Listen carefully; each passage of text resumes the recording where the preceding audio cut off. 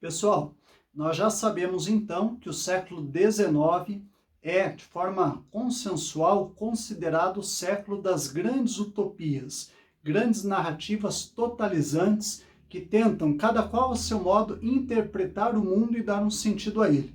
Então nós tivemos ali capitalismo, socialismo, cientificismo, positivismo, racionalismo, grandes formas de explicar o mundo, mas em geral, cada uma dessas narrativas, elas fazem uma previsão a respeito do futuro.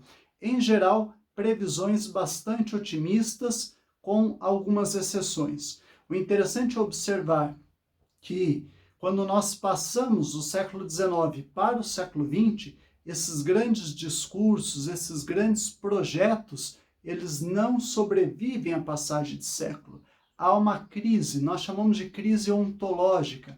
O século XX assiste de forma assustadora à morte da ontologia, à morte da verdade, à morte daqueles valores mais vitais e mais importantes que nós, desde sempre, desde tempos remotos, fomos nutrindo.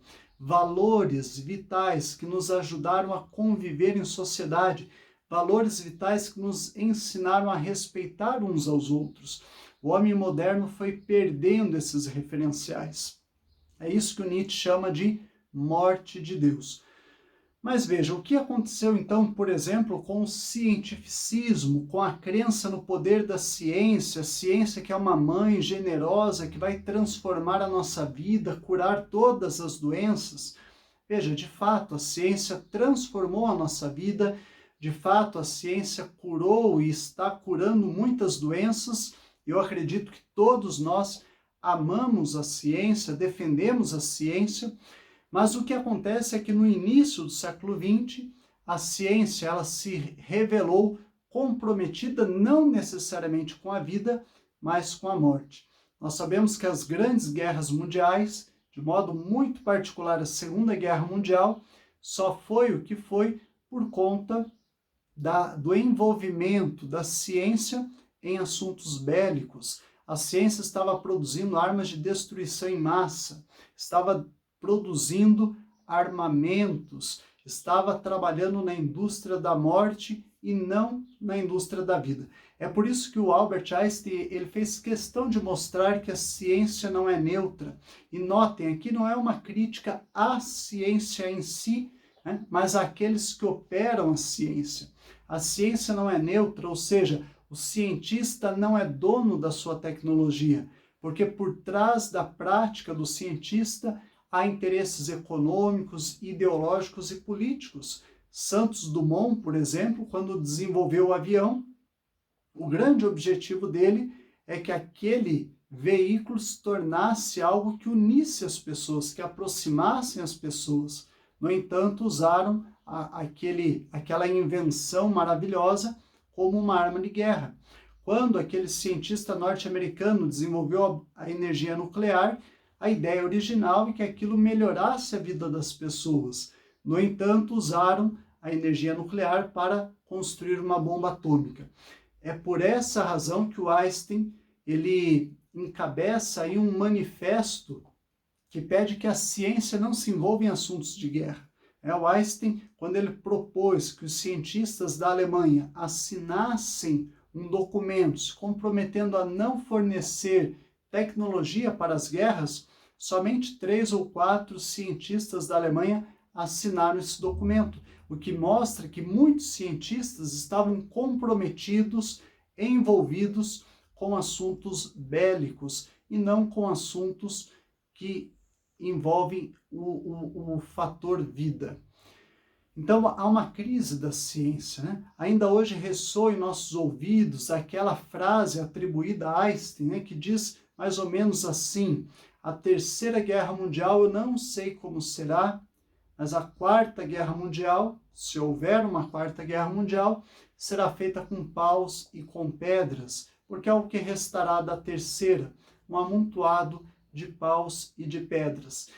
Isso por quê? Porque se houver uma terceira guerra mundial, com o poder que a ciência tem, nós certamente teremos aí resultados que podem pôr em risco a permanência da vida na Terra no futuro.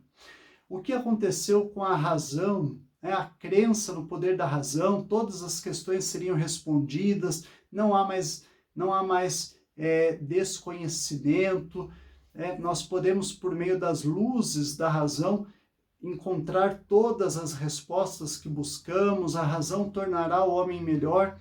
Veja, a razão, em boa medida, e aí nós poderíamos discutir isso, mas em alguma medida, a razão humana, aquela razão moderna, não tornou o homem melhor.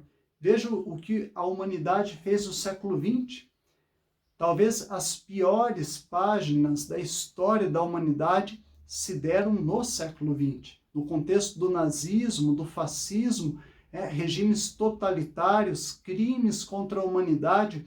Então usamos a razão não para o bem, o ser humano se torna de novo um selvagem que começa a matar o outro, a ferir o outro, nós não conseguimos nos entender por meio dessa razão.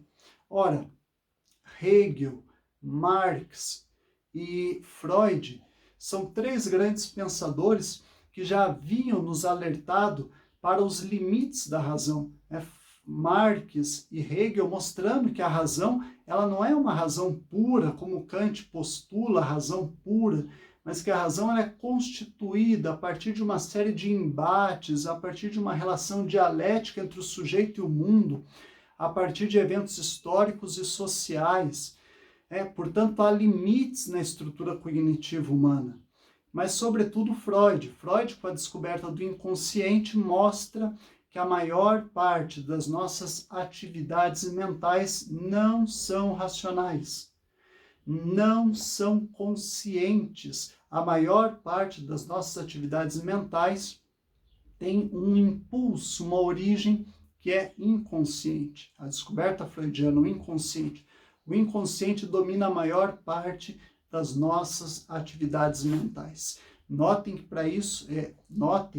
que para o direito isso é um problema enorme, porque em muitas situações, quando nós temos um crime hediondo, não raras vezes o réu pode alegar em juízo que ele não estava consciente, que ele agiu por impulso, que ele agiu de forma inconsciente.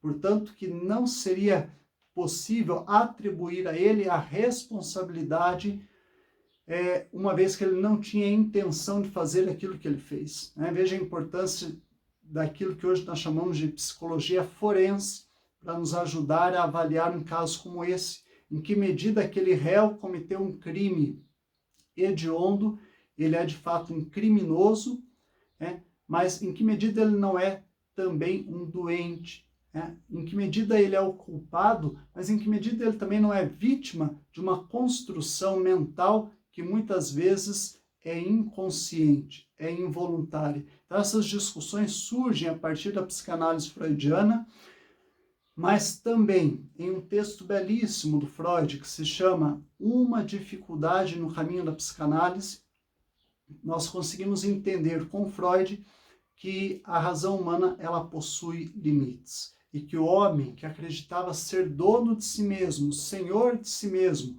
esclarecido, emancipado, ele na verdade ele é sujeitado por uma estrutura cognitiva da qual ele não pode alterar. E aí nós poderíamos citar outros projetos que entram em crise, o capitalismo que prometia um futuro maravilhoso para todos, Veja que o sistema capitalista entra em crise no século XX, desde a década de 20 do século XX, quando tem a queda da Bolsa de Nova York, quando centenas de milhares de famílias, da noite para o dia, vão à falência.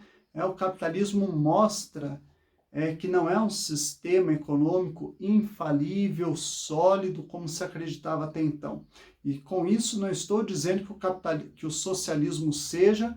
Nós sabemos que tanto o capitalismo quanto o socialismo que se espalharam e que dominaram o mundo, dividiram o mundo ao longo do século XX, esses dois sistemas, em boa medida, levaram pobreza e desigualdade social para o mundo. É inegável. O socialismo soviético gerou muita pobreza, miséria, desigualdade social, mas o capitalismo também. Então, os dois sistemas econômicos dominantes no século XX geraram uma desigualdade social tão violenta no mundo, tão violenta, a ponto de ainda hoje no mundo, nós termos uma desigualdade social sem precedentes históricos. Nunca tivemos ricos tão ricos e pobres tão miseráveis. Nunca tivemos no mundo pessoas morrendo de fome a cada 4 segundos. Hoje no mundo, uma pessoa morre de fome a cada 4 segundos. E é resultado, em boa medida, desses sistemas econômicos que colocam o capital acima da vida humana. Giorgio Agamben, um grande filósofo italiano, nos ajuda a entender muito esse modelo. O Agamben vai dizer assim: Deus não morreu. Deus não morreu. O Nietzsche havia dito que Deus estava morto. E Agamben diz: Deus não morreu. Deus se tornou dinheiro. Deus se tornou dinheiro. Em nome dessa divindade, nós fazemos tudo o que fazemos. Bem, para resumir, todas as crises que começam a surgir no início do século XX, veja, a crise da ciência, a crise da razão, a crise do capitalismo, a crise do socialismo, a crise do positivismo, que prometia ordem e progresso. Veja, há ordem na sociedade, há progresso, nós atingimos o progresso. O que é o progresso? Qual é a forma do progresso? Todos desejam algo que sequer sabem o que é. Tudo isso se materializa de algum modo nas 2 guerras mundiais, mas de modo mais específico na Segunda Guerra Mundial e naquele contexto em um regime nazista. Em um regime que somente na Alemanha destruiu mais de 6 milhões de vidas humanas. Veja, será que o ser humano se tornou melhor? Era isso que o Nietzsche havia anunciado antes. Isso é a morte de Deus. Isso é a morte da ontologia, isso é a morte da verdade, isso é a morte dos valores mais vitais que nos mantinham unidos, mas que nós perdemos em algum momento da nossa história. Portanto, a pergunta, quem somos nós hoje? Ela faz todo sentido no século XX, quando a humanidade está perdida. Saramago tem um livro belíssimo chamado Ensaio sobre a Cegueira, onde ele mostra justamente isso, uma sociedade de cegos. Está todo mundo perdido, ninguém sabe para onde ir, não sabemos mais no que acreditar, aonde está a verdade. Não existe mais uma verdade. Vivemos a era da pós-verdade. Por isso que o século XX é marcado, sem dúvida nenhuma, pela emergência de uma filosofia da linguagem, uma filosofia que analisa os vários discursos que circulam por aí. Porque há tanto discurso circulando no século XX, cada qual revelando uma pretensão de verdade, que a humanidade fica perdida. Não sabemos no que acreditar. Portanto, a filosofia da linguagem será resultado de todo esse processo de crise ontológico, de crise axiológico, que marca a sociedade do século XX. Quero convidar vocês a entenderem um pouco mais do que é a filosofia da linguagem, como que os filósofos produzem no século XX uma filosofia que tenta encontrar respostas para os desafios do nosso tempo.